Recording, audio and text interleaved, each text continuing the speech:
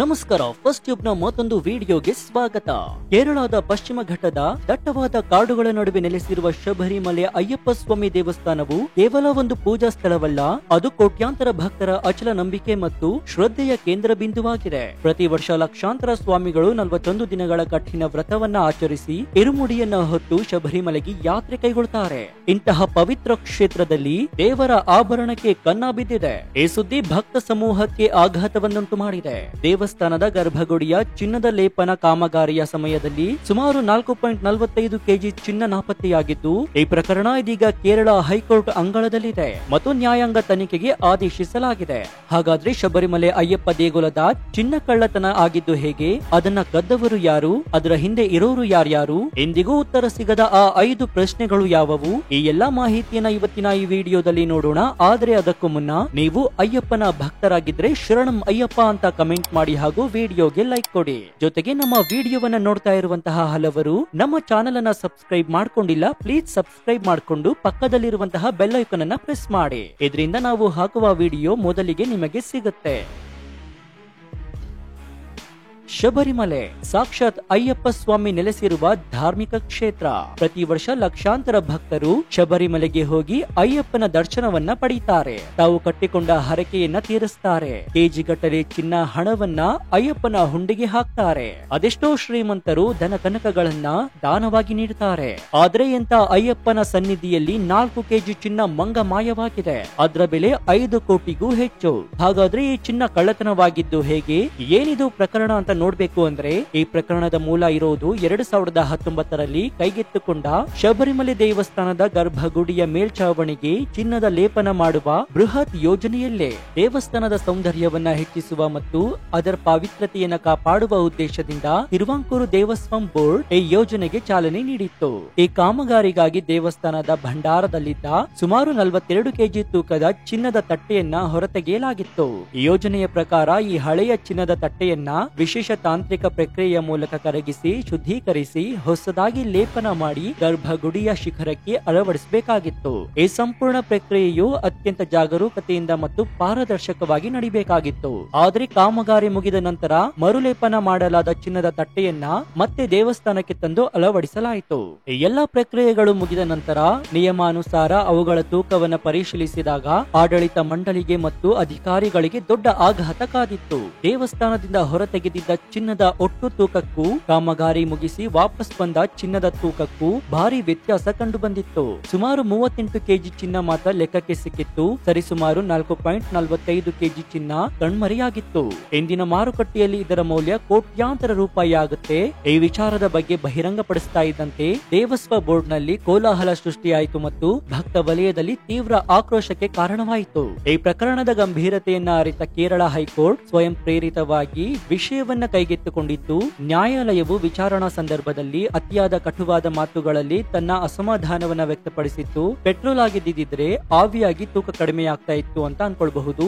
ಆದ್ರೆ ಇದು ಚಿನ್ನ ಹೇಗೆ ತೂಕವನ್ನ ಕಳೆದುಕೊಳ್ಳುತ್ತೆ? ಹೀಗೆ ಖಾರವಾಗಿ ಪ್ರಶ್ನಿಸಿತ್ತು. ದೇವಸ್ಥಾನಗಳಂತಹ ಶ್ರದ್ಧಾ ಕೇಂದ್ರಗಳಲ್ಲಿನ ಆಡಳಿತದಲ್ಲಿ ಪಾರದರ್ಶಕತೆ ಮತ್ತು ಹೊಣೆಗಾರಿಕೆ ಅತ್ಯಂತ ಮುಖ್ಯ. ಭಕ್ತರ ನಂಬಿಕೆಗೆ ಯಾವುದೇ ಕಾರಣಕ್ಕೂ ಧಕ್ಕೆ ಉಂಟಾಗಬಾರದು ಅಂತ ನ್ಯಾಯಾಲಯ ಸ್ಪಷ್ಟಪಡಿಸಿತ್ತು. ಈ ಹಿನ್ನೆಲೆಯಲ್ಲಿ ನ್ಯಾಯಾಲಯವು ದೇವಸ್ವಂನ ವಿಜಿಲೆನ್ಸ್ ವಿಭಾಗಕ್ಕೆ ತಕ್ಷಣವೇ ತನಿಖೆ ನಡೆಸುವಂತೆ ಆದೇಶವನ್ನು ನೀಡಿತು ಮತ್ತು 3 ವಾರಗಳೊಳಗೆ ಪ್ರಾಥಮಿಕ ವರದಿಯನ್ನು ಸಲ್ಲಿಸುವಂತೆ ಕಟ್ಟುನಿಟ್ಟಾಗಿ ಸೂಚನೆಯನ್ನ ನೀಡಿದೆ. ತನಿಖೆಗೆ ಸಂಪೂರ್ಣ ಸಹಕಾರ ನೀಡುವಂತೆ ತಿರುವಾಂಕೂರು ದೇವಸ್ವ ಬೋರ್ಡ್ಗೆ ನಿರ್ದೇಶನ ನೀಡಿದೆ. ಅಷ್ಟೇ ಅಲ್ಲದೆ ದೇವಸ್ಥಾನದಲ್ಲಿರುವಂತಹ ದ್ವಾರಪಾಲಕರ ವಿಗ್ರಹಗಳು ಮತ್ತು ಇತರ ಅಮೂಲ್ಯ ವಸ್ತುಗಳ ಸುರಕ್ಷತೆಯನ್ನ ತಕ್ಷಣವೇ ಪರಿಶೀಲಿಸಿ ಅವುಗಳನ್ನ ದೇವಸ್ಥಾನದ ಭದ್ರತಾ ಕೊಠಡಿ ಅಂದ್ರೆ ಸ್ಟ್ರಾಂಗ್ ರೂಮ್ ನಲ್ಲಿ ಇರಿಸುವಂತೆ ಆದೇಶಿಸಿದೆ. ಈ ಘಟನೆಯು ದೇವಸ್ಥಾನದ ಆಡಳಿತ ವ್ಯವಸ್ಥೆಯ ಮೇಲೆ ಹಲವಾರು ಗಂಭೀರ ಪ್ರಶ್ನೆಗಳನ್ನ ಹುಟ್ಟುಹಾಕಿವೆ. ಈ ಪ್ರಶ್ನೆಗಳಿಗೆ ಇಂದಿಗೂ ಕೂಡ ಉತ್ತರ ಸಿಕ್ಕಿಲ್ಲ. ಅವ್ಯಾವವು ಅಂತ ನೋಡೋದಾದ್ರೆ, ಹೊಣೆಗಾರಿಕೆ ಯಾರದ್ದು? ದೇವಸ್ಥಾನದಿಂದ 42 ಕೆಜಿ ಚಿನ್ನವನ್ನ ಹೊರತೆಗೆಯುವಾಗ ಅದರ ಮೇಲ್ವಿಚಾರಣೆ ನಡೆಸಿದ ಅಧಿಕಾರಿಗಳು ಯಾರು? ಈ ಪ್ರಕ್ರಿಯೆಯನ್ನ ಸಂಪೂರ್ಣ ಜವಾಬ್ದಾರಿಯನ್ನ ಯಾರು ಹೊತ್ಕೊಂಡಿದ್ರು ಅನ್ನೋದು ಭದ್ರತಾ ಲೋಪ. ಇಷ್ಟು ದೊಡ್ಡ ಪ್ರಮಾಣದ ಚಿನ್ನವನ್ನ ಸಾಗಿಸುವಾಗ ಮತ್ತು ಅದರ ಮೇಲೆ ಕಾಮಗಾರಿ ನಡೆಸುವಾಗ ಸೂಕ್ತ ಭದ್ರತಾ ವ್ಯವಸ್ಥೆ ಇರಲಿಲ್ವಾ? ಭದ್ರತಾ ಲೋಪ ಹೇಗೆ ಸಂಭವಿಸಿತು ಅನ್ನೋದು ತೂಕ ಪರಿಶೀಲನೆಯಲ್ಲಿ ವಿಳಂಬ ವ್ಯಾಖ್ಯೆ. ಯಾಕೆ? ಕಾಮಗಾರಿ ಮುಗಿದು ತಟ್ಟೆಯನ್ನ ವಾಪಸ್ ತಂದ ತಕ್ಷಣವೇ ಅವುಗಳ ತೂಕವನ್ನ ಯಾಕೆ ಪರಿಶೀಲಿಸಲಿಲ್ಲ?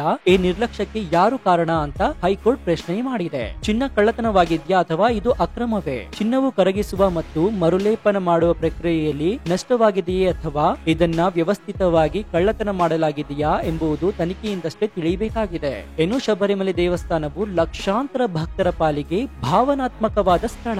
ತಮ್ಮ ಕಷ್ಟ ಕಾರ್ಪಣ್ಯಗಳನ್ನು ಮರೆತು ಶ್ರದ್ಧೆಯಿಂದ ವ್ರತ ಮಾಡಿ ಅಯ್ಯಪ್ಪನ ದರ್ಶನ ಪಡೆದರೆ ಜೀವನ ಸಾರ್ಥಕವಾಗುತ್ತದೆ ಅಂತ ನಂಬ್ತಾರೆ. ತಾವು ದುಡಿದ ಹಣದಲ್ಲಿ ಸ್ವಲ್ಪ ಭಾಗವನ್ನ ದೇವರಿಗೆ ಕಾಣಿಕೆಯಾಗಿ ಹರಕೆಯ ರೂಪದಲ್ಲಿ ಚಿನ್ನ ಮತ್ತು ಬೆಳ್ಳಿಯನ್ನ ಸಮರ್ಪಿಸುತ್ತಾರೆ. ಹೀಗೆ ಭಕ್ತರು ನೀಡಿದ ಕಾಣಿಕೆಯನ್ನ ದೇವರ ಸೇವೆಗೆ ಮತ್ತು ದೇವಸ್ಥಾನದ ಅಭಿವೃದ್ಧಿಗೆ ಬಳಸಬೇಕೇ ಹೊರತು ಅದು ಕಳ್ಳರ ಪಾಲಾಗಬಾರದು ಎಂಬುದು ಅವರ ಆಕ್ರೋಶ ಭರಿತ ನುಡಿಗಳಾಗಿದೆ. ಈ ಘಟನೆಯು ಅವರ ನಂಬಿಕೆಗೆ ದೊಡ್ಡ ಪೆಟ್ಟು ನೀಡಿದೆ. ಸದ್ಯ ಕೇರಳ ಹೈಕೋರ್ಟ್ ನ ಆದೇಶದ ಮೇರೆಗೆ ತನಿಖೆ ಚುರುಕುಗೊಂಡಿದೆ. ದೇವಸ್ವ ವಿಜಿಲೆನ್ಸ್ ತಂಡವು ಚಿನ್ನದ ಲೇಪನದ ಆಯೋಜನೆಗೆ ಸಂಬಂಧಿಸಿದ ಎಲ್ಲಾ ದಾಖಲೆಗಳನ್ನು ಪರಿಶೀಲಿಸ್ತಾ ಇದೆ ಮತ್ತು ಯೋಜನೆಯಲ್ಲಿ ಭಾಗಿಯಾಗಿದ್ದ ಅಧಿಕಾರಿಗಳು, ಗುತ್ತಿಗೆದಾರರು ಮತ್ತು ಸಿಬ್ಬಂದಿಗಳ ಮೇಲ್ವಿಚಾರಣೆ ನಡೆಸ್ತಾ ಇದೆ. ಈ ತನಿಖೆಯ ವರದಿಯು ಪ್ರಕರಣದ ಹಿಂದಿನ ಸತ್ಯಾಸತ್ಯತೆಯನ್ನ ಹೊರತರಲಿದೆ. ಅದಷ್ಟೇ ಅಲ್ಲದೆ ಇದರಲ್ಲಿ ಯಾರದ್ದು ತಪ್ಪು ಎಂಬುದು ಕೂಡ ಹೊರಬರುವ ನಿರೀಕ್ಷೆ ಇದೆ. ದೇವಸ್ಥಾನದ ಆಡಳಿತದಲ್ಲಿ ಪಾರದರ್ಶಕತೆಯನ್ನ ತಂದು ತಪ್ಪಿತಸ್ಥರಿಗೆ ಕಠಿಣ ಶಿಕ್ಷೆ ವಿಧಿಸಿ ಭಕ್ತರ ನಂಬಿಕೆಯನ್ನ ಮರುಸ್ಥಾಪಿಸುವುದು ತಿರುವಾಂಕೂರು ದೇವಸ್ವ ಬೋರ್ಡ್ ಮತ್ತು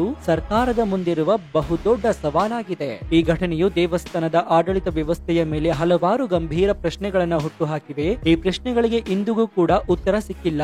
ಅವ್ಯಾವವು ಅಂತ ನೋಡೋದಾದ್ರೆ, ಹೊಣೆಗಾರಿಕೆ ಯಾರದ್ದು?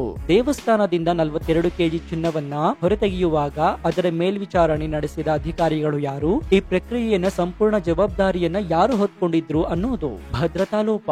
ಇಷ್ಟು ದೊಡ್ಡ ಪ್ರಮಾಣದ ಚಿನ್ನವನ್ನ ಸಾಗಿಸುವಾಗ ಮತ್ತು ಅದರ ಮೇಲೆ ಕಾಮಗಾರಿ ನಡೆಸುವಾಗ ಸೂಕ್ತ ಭದ್ರತಾ ವ್ಯವಸ್ಥೆ ಇರಲಿಲ್ವಾ? ಭದ್ರತಾ ಲೋಪ ಹೇಗೆ ಸಂಭವಿಸಿತು ಅನ್ನೋದು. ತೂಕ ಪರಿಶೀಲನೆಯಲ್ಲಿ ವಿಳಂಬವ್ಯಾಕೆ? ಕಾಮಗಾರಿ ಮುಗಿದು ತಟ್ಟೆಯನ್ನ ವಾಪಸ್ ತಂದ ತಕ್ಷಣವೇ ಅವುಗಳ ತೂಕವನ್ನ ಯಾಕೆ ಪರಿಶೀಲಿಸಲಿಲ್ಲ? ಈ ನಿರ್ಲಕ್ಷ್ಯಕ್ಕೆ ಯಾರು ಕಾರಣ ಅಂತ ಹೈಕೋರ್ಟ್ ಪ್ರಶ್ನೆ ಮಾಡಿದೆ. ಚಿನ್ನ ಕಳ್ಳತನವಾಗಿದ್ಯಾ ಅಥವಾ ಇದು ಅಕ್ರಮವೇ? ಚಿನ್ನವು ಕರಗಿಸುವ ಮತ್ತು ಮರುಲೇಪನ ಮಾಡುವ ಪ್ರಕ್ರಿಯೆಯಲ್ಲಿ ನಷ್ಟವಾಗಿದೆಯೇ ಅಥವಾ ಇದನ್ನ ವ್ಯವಸ್ಥಿತವಾಗಿ ಕಳ್ಳತನ ಮಾಡಲಾಗಿದೆಯಾ ಎಂಬುದು ತನಿಖೆಯಿಂದಷ್ಟೇ ತಿಳಿಯಬೇಕಾಗಿದೆ. ಈ ಬಗ್ಗೆ ನಿಮ್ಗೇನ್ ಅನ್ಸುತ್ತೆ? ದೇವಸ್ಥಾನದವರೇ ಈ ಚಿನ್ನವನ್ನ ಕಳ್ಳತನ ಮಾಡಿದ್ದಾರಾ? ಈ ಬಗ್ಗೆ ನಿಮ್ಗೇನ್ ಅನ್ಸುತ್ತೆ ಅಂತ ಕಮೆಂಟ್ ಮಾಡಿ ಹಾಗೂ ವಿಡಿಯೋಗೆ ಲೈಕ್ ಕೊಡಿ. ಇನ್ನು ನಮ್ಮ ಚಾನೆಲ್ ನಲ್ಲಿ ಇಂತಹ ಅನೇಕ ಕುತೂಹಲಕಾರಿ ವಿಡಿಯೋಗಳು ಇವೆ, ಅವುಗಳನ್ನು ನೋಡಿ ಪ್ರೋತ್ಸಾಹಿಸಿ. ಜೊತೆಗೆ ನೀವಿನ್ನು ನಮ್ಮ ಚಾನೆಲ್ ಅನ್ನ ಸಬ್ಸ್ಕ್ರೈಬ್ ಮಾಡ್ಕೊಂಡಿಲ್ಲ ಅಂದ್ರೆ ಈ ಕೂಡಲೇ ಸಬ್ಸ್ಕ್ರೈಬ್ ಮಾಡ್ಕೊಂಡು ಪಕ್ಕದಲ್ಲಿರುವಂತಹ ಬೆಲ್ ಐಕಾನ್ ಅನ್ನ ಪ್ರೆಸ್ ಮಾಡಿ. ಇದಾಗಿತ್ತು ಈ ಕ್ಷಣದ ವಿಶೇಷ. ನೋಡ್ತಾ ಇರಿ ಫಸ್ಟ್ ಟ್ಯೂಬ್ ಕನ್ನಡ. ಧನ್ಯವಾದ.